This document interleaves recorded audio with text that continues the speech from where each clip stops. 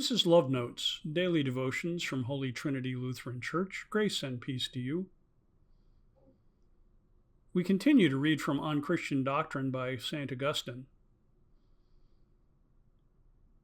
He says today, "For if we find our happiness complete in one another, we stop short upon the road and place our hope of happiness in man or angel, in human or angel." In other words, if we find happiness in our human relationships, we haven't seen the complete picture. He says the proud man and the proud angel arrogate this to themselves and are glad to have the hope of others fixed upon them. In other words, they like to be popular. They like to receive the attention of everyone. Most human beings like to be needed, wanted, admired. And so when people think that they found happiness in another person, we like that. It seems very natural. But, Augustine says, on the contrary, the holy man, the holy angel, even when we are weary and anxious to stay with them and rest in them, set themselves to recruit our energies, our happiness, our desire, with the provision which they have received of God for us or for themselves, and then urge us thus refreshed to go on our way towards God in the enjoyment of whom we find our common happiness. A holy person, in other words, will not get all caught up in the adulation that comes from people who admire them and who seem to make other people happy. This probably accounts for most of the politicians you can think of and most of the movie stars and sports celebrities. They like to receive the adulation. But it is the holy person in that whole mix of things who points away from themselves and to God that is to be trusted,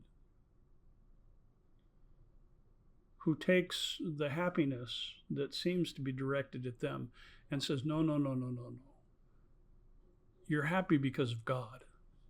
Whatever good is in me has come by grace in God, and so therefore you chase that because that is the source of happiness. To be holy is to be humble. To be holy is not to desire for the adulation of this world. It is instead to desire for the adoration of God.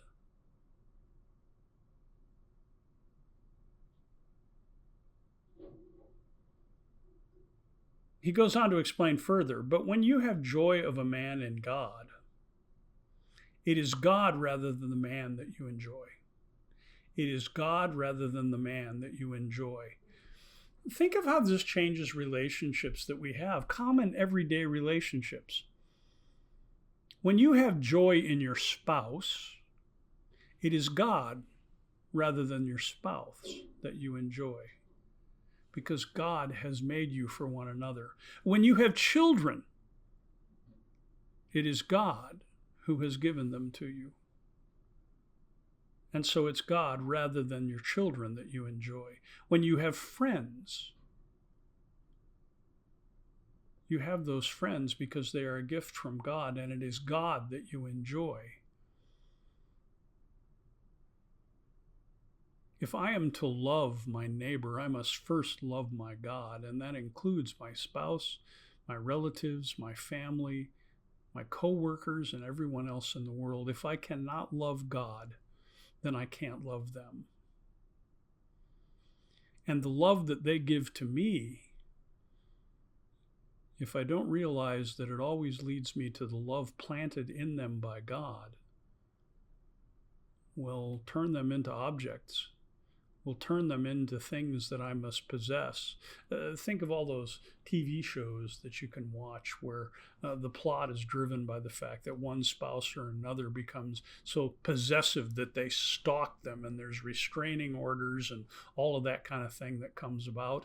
Well, that's what happens when we direct all of our love at another person and forget that they lead us to the love of God. We make them into objects, things to be owned and possessed. And once we've done that, we no longer love them. He says, if you pass beyond this delight and make it a means to that which you are permanently to rest in, which is God, you are using it, and it is an abuse of language to say that you enjoy it. We're back to the enjoyment and the use argument that we started the week with. Now it comes full circle. He's telling us that those people in our lives, we are to use, not abuse, not to use for our own purposes, but we are to see them as instruments by which God's love is revealed to us. If you cling to it, to love and rest in it, finding your happiness complete in it, then you may be truly and properly said to enjoy it. And the only thing that you can completely enjoy is the Blessed Trinity, who is the supreme and unchangeable good. You see, when we love a person for showing love in the world, we're loving the God who made that possible. I can't love if I'm not created in the image of God. You can't love if you're not created in the image of God. And so what a wonder it is when our eyes open and we see in another person love, because we're not just seeing them, we're seeing through to the divine nature within this whole creation. And they are revealing to us the very nature and love of God. So our relationships become gifts that we use so that we might find true enjoyment in God. Everything leads to God. And if we learn nothing from St. Augustine, well, then we should learn that. Amen.